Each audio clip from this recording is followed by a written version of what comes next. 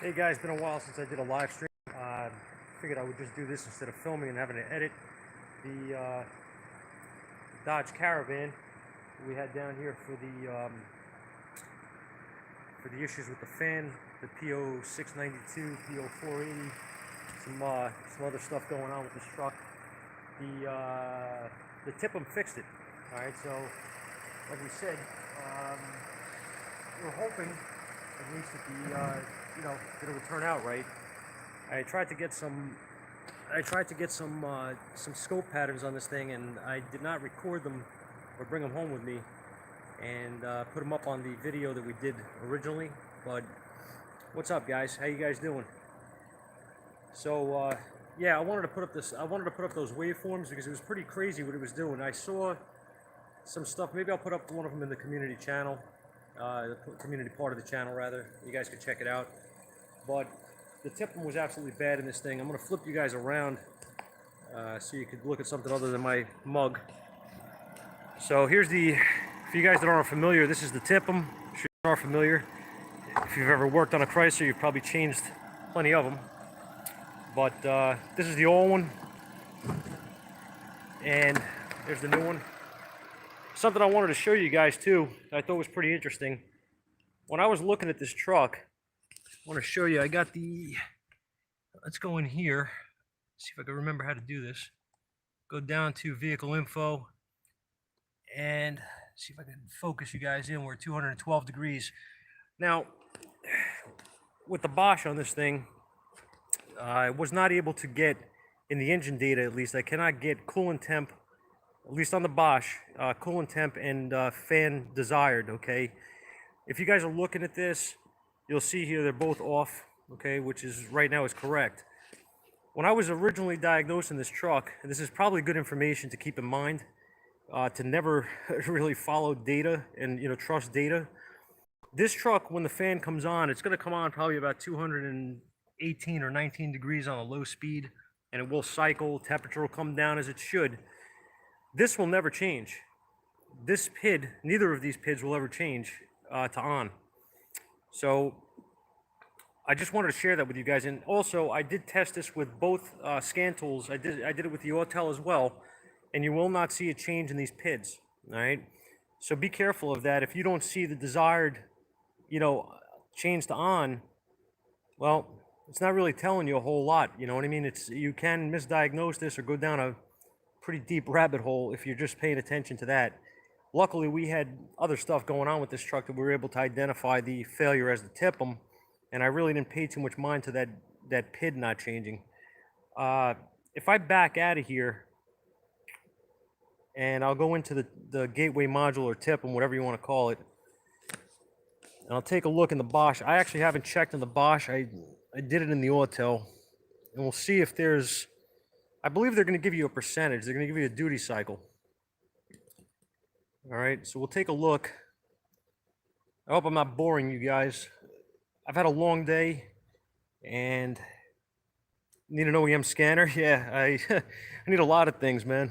Need a lot of things. Let's see if, was I looking for a fan, right? Let's see. Thought it was at the bottom for some reason. Probably not.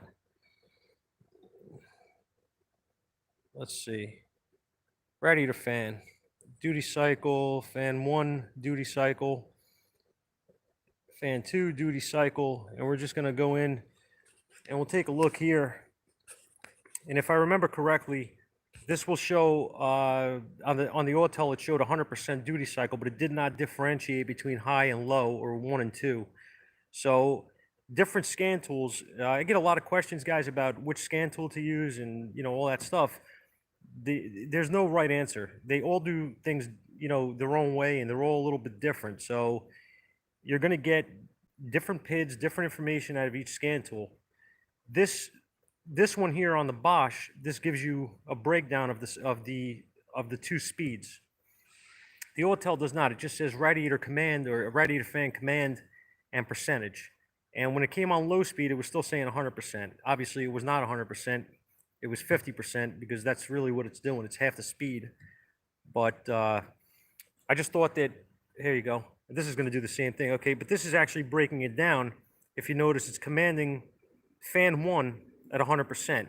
So fan 1 relay is actually the low speed, and maybe they're just, I don't know how the hell they're breaking this down, to be honest with you.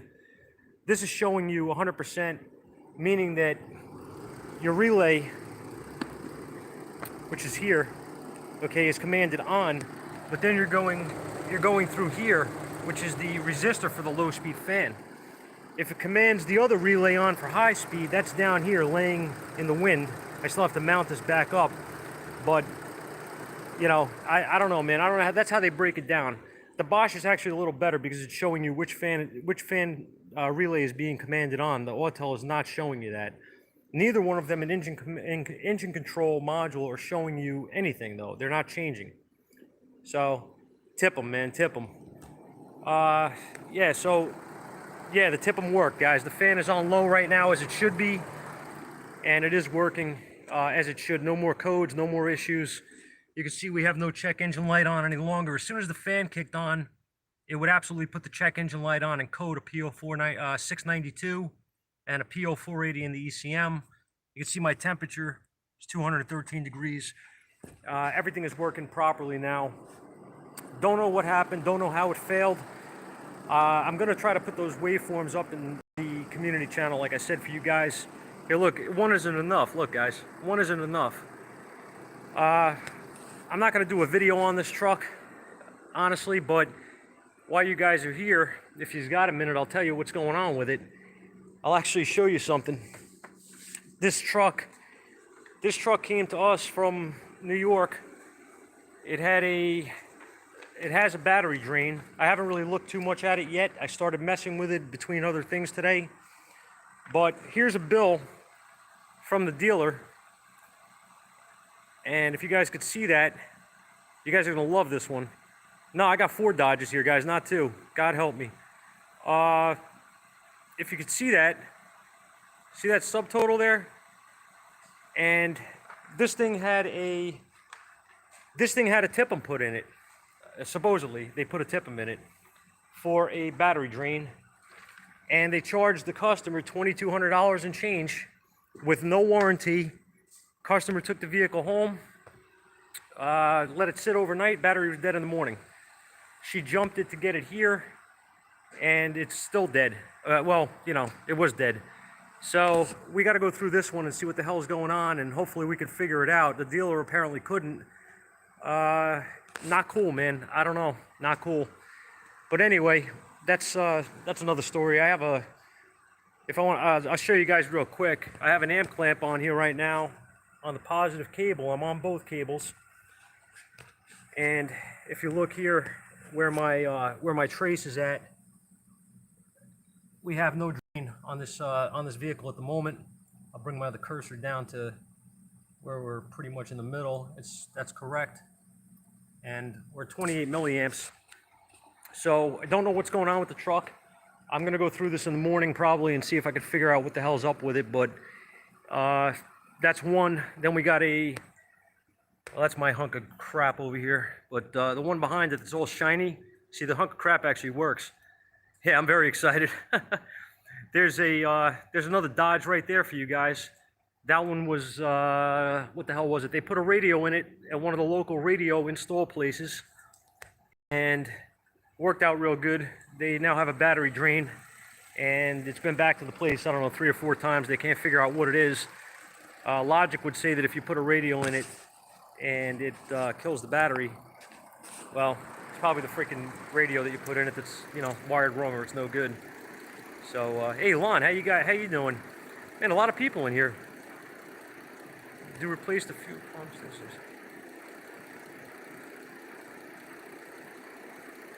Yeah, $2,200, Richard. I'm not kidding with you, man. The bill's right there. They decided to throw a tip-em at it, supposedly. The only thing that I don't get, and I noticed something. I'm gonna flip you guys around a second. Hang on. I'll show you guys something real quick. I'm not gonna be able to. Damn it. Anyway, all right. On the new tip-em that we got for this truck, it actually has an orange sticker on it on the back, and the sticker actually says remanufactured Chrysler. That tip-em that is in this vehicle here does not have any such sticker on it. So your guess is as good as mine on that. I don't know if they actually replaced it or not. Who the heck knows, right? Whatever the case is, it's my headache now. We'll have to figure it out, or whatever. So we'll see. Hey man, yeah, I haven't gone live in a while. I'm a little uncomfortable with the whole live thing, to be honest. Yeah, my Cherokee's a hunk of crap. You know what? I love it, man. It runs great, and yeah, it's good. It's good stuff, man. The truck really doesn't leave me stranded very often, you know. I mean, for a Chrysler, but it's all right. We fix it when it breaks. I'm gonna shut this thing off so you guys can hear me a little better. I think I got so much crap going on here. Let's see. Yeah, no, I don't prefer Chrysler, man. But I wanted to show you guys because, you know, it's pretty funny, man. I had a comment. I did like a case study type video, which to me sometimes is easier because I can run through the stuff and explain everything as I had it happen, and kind of, you know, pass some knowledge on if possible to you guys or whatever. But I had a comment that kind of irritated me a little bit about, you know, you're afraid to do diagnostic videos because you're not confident or something like that. I mean, I don't have time, you know what I mean? It's just, I don't have the time a lot of times to get involved filming. And then I have the camera on for part of it, and I shut it off and, you know, forget to turn it back on when the phone rings and stuff, and then I ruin the video. So it's easier sometimes to just do it like a case study, like I did with the Corvette, that kind of stuff. I could explain it and give you my thought process and stuff, and you know, hopefully it helps some of you guys out. But you know, I'm doing my best to do the videos. I don't have anybody here filming for me or doing any kind of you know, crazy setups or anything like that. I got a $200 camera I'm using. Lighting sucks sometimes, you know what I mean? I'm doing the best I can. I'm just trying to pass some information on. You know, hopefully you guys enjoy it. I'm actually shocked. I have like 88 people in here. Yeah, it's, you know, it's the best I could do, guys. You know what I mean? I'm not a professional. I'm just a hack. You know what I mean? So we do what we can. But I have what the hell else? I did a rant video I recorded, and it was actually about parts, man. I've been getting my ass kicked with parts. And I know some of you other guys out there are probably saying, oh yeah, I know the feeling. I mean, when I say getting my ass kicked, oh yeah, my my makeup crew, dude. Yeah, come on down, brother. I got plenty of stuff here we could work on. Yeah, but I have a what the hell was I saying? I forgot. My ADD's kicking in.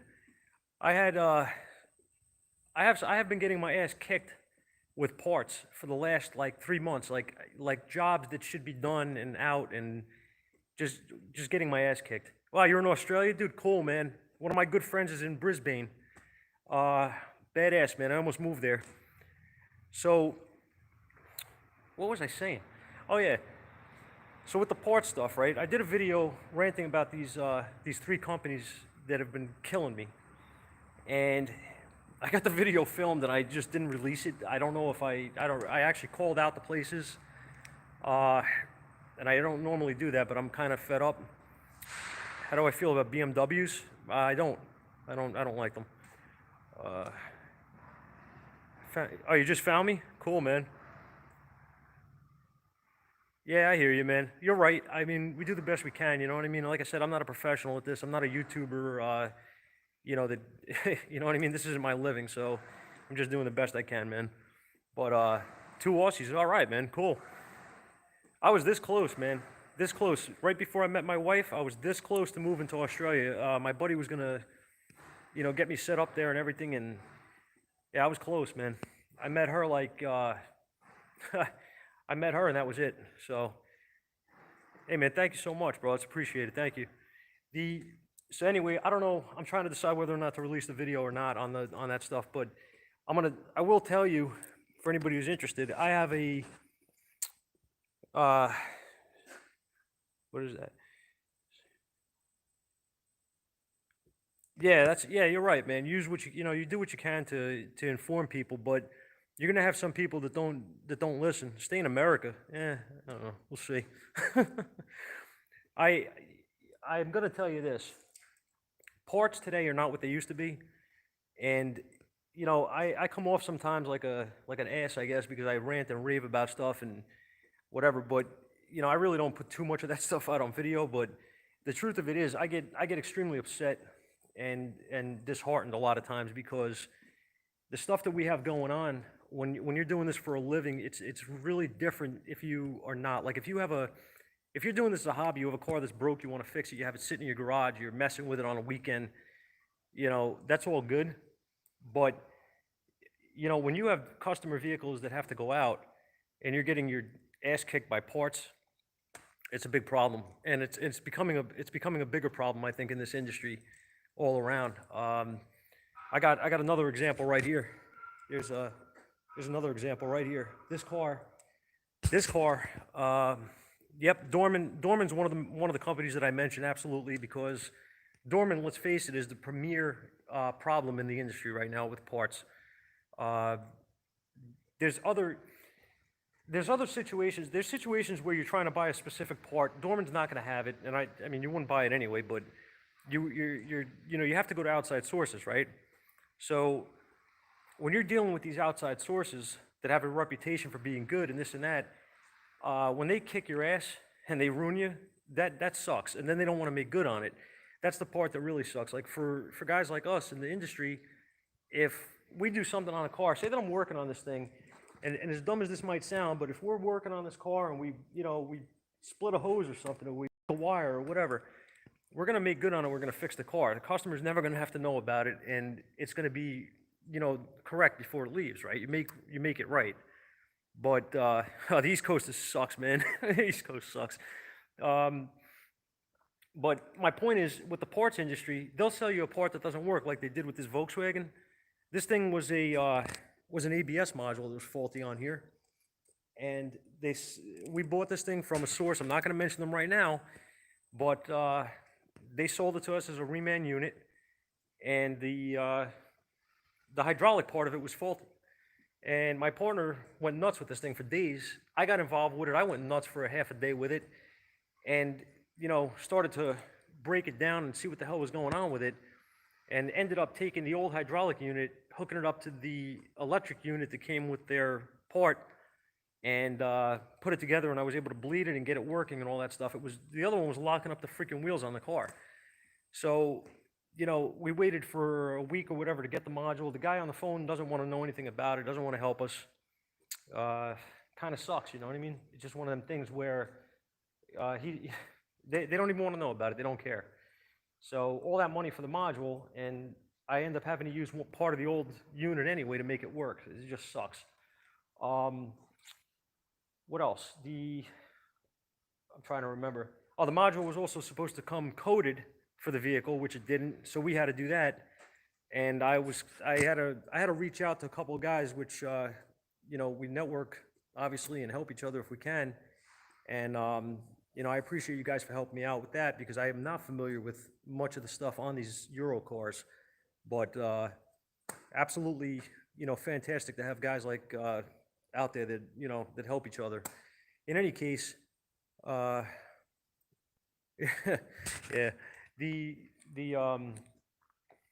The thing is that, like I said, I didn't release the video because I really don't know if it's right or wrong, but I'm getting to the point where I'm fed up, and we need people to speak up in the industry and call it like it is, instead of sugarcoating crap and all this political correct bullshit that you hear about. It needs to stop. Like, facts are facts, opinions are one thing, but facts are facts. Like, if you have a company that's consistently selling you garbage and consistently, having parts that don't work, don't fit, don't work, whatever, it's, the whole industry can't be wrong. So it's time to, it's really time to stop buying junk from these companies and let them feel it where it counts, you know what I mean?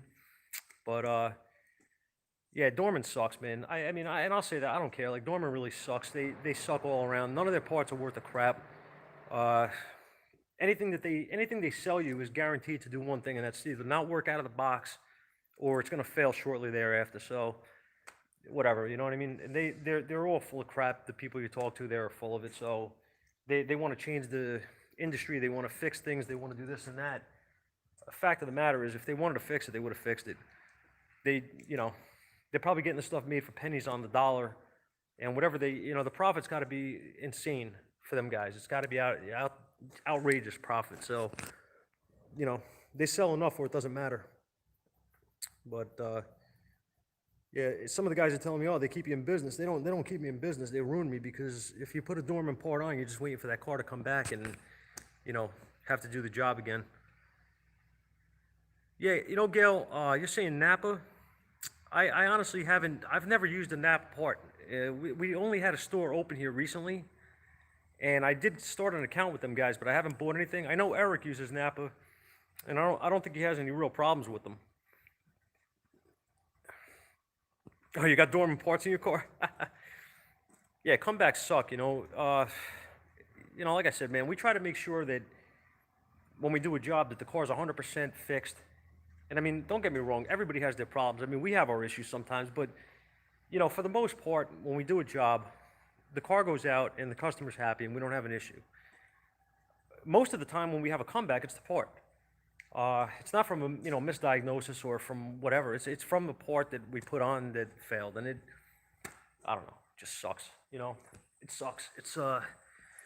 It's one of those things that makes the industry hard. You guys do use Napa? Oh, right. Yeah, we don't have an O'Reilly's anywhere near us. See, I was under the impression, I could be wrong. I had always thought that Napa and those places, O'Reilly's, all those places were like kind of like they all use the same stuff, you know. But I don't know. Are they big bucks, really? Oh, OEM is big. Oh, yeah, I thought you said O'Reilly's. I'm sorry, man. Small screen. Yeah, OEM is big bucks, but you get what you pay for, right? So, I don't know if you guys saw the pictures I put up of the dormant manifolds for the Chrysler I had in here. I think it was a Dodge Ram that I was doing. If you guys saw those pictures, the ports on the manifold's dormant were about half the size of the original manifold. And nothing was right. The bolts were the wrong length, the wrong diameter, the wrong thread. At least they were consistent. Everything was wrong. No Eastern, no, not that I know of. At least we're all in agreement, man. Dorman sucks. We're all in agreement. But oh really? The Wix filters? Yeah, we use Wix filters up here too. It all depends on the car too, though, man. Some of the cars we use OE. I mean, but it really depends. Clifton. Oh, you're in Clifton? Yeah, man. Cool. You're not that far from me, really. I don't think. Without traffic, probably not. But yeah, I don't know. I mean, the industry's just screwed, man, with all this stuff. And I ended up having to buy OE manifolds for that car that I had in here anyway. So like, I wasn't gonna put a manifold on it with ports that are half the size. I mean, and the castings sucked anyway. They were all garbage. But hey Wyatt, thanks, man. I'll see you. But like I said, I just wanted to do something quick here. I really haven't gone live much. I may start doing something at home. I got to see, because what I'd really like to do, if possible, is I'd like to jump on live with some of the other guys that I'm friends with on YouTube. Maybe we could do some kind of joint thing, because I'm going to run out of crap to talk about and bore the hell out of you guys, and everybody's going to leave the channel. But Cardone, yeah, Cardone is another bull. They've been problems for years too. Cardone's been crap for years. Yeah, but I'm trying to figure out a way. I'm not much on the streaming stuff, guys. I don't know a whole lot. But I'd like to jump on, yeah, do something, collaborate with the other guys. And I talked to my buddy Justin last night, Justin Dow. If you guys aren't on his channel, go check him out, man. He's a cool dude.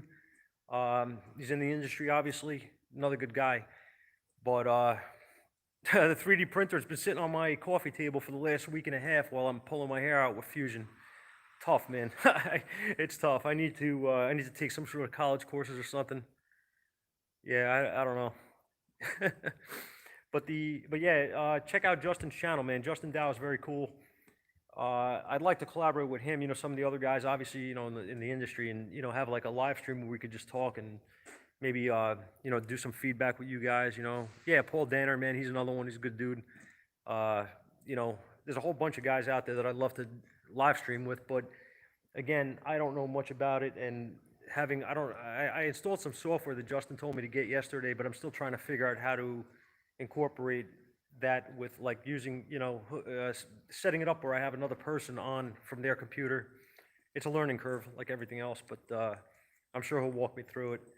But I just think it'd be pretty cool, like if we could do so, do some stuff like that, and maybe do a question and answer type thing, and I could do it from the house, as a a live stream or something from the house, and just go that way. I don't know.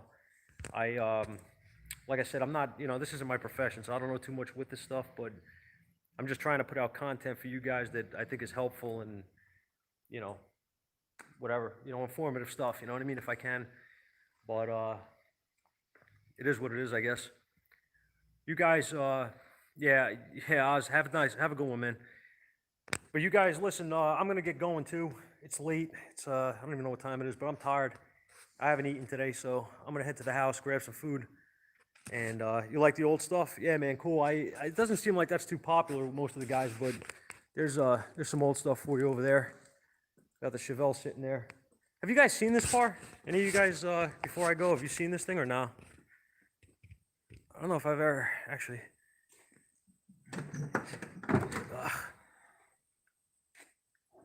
Guys saw it or not? Yeah.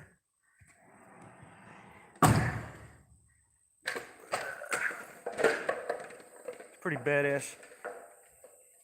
We're gonna try to get some more video of this thing at the track too. We get back down the track with it, but we'll see. Well, like I said, guys, I appreciate all the support. You guys are really, really something else, man. It's we're almost at 13,000 subscribers. I don't know how the hell that happened.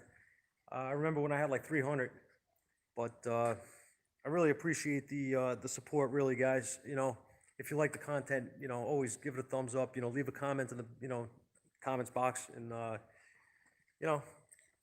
keep it up. Keep supporting the channel. We're gonna keep trying to put out good videos. All right. I'm gonna go. You guys have a great night, and don't buy Dorman. I'll see you guys later. Oh, wifey. Hey, wifey. All right. Good night, guys.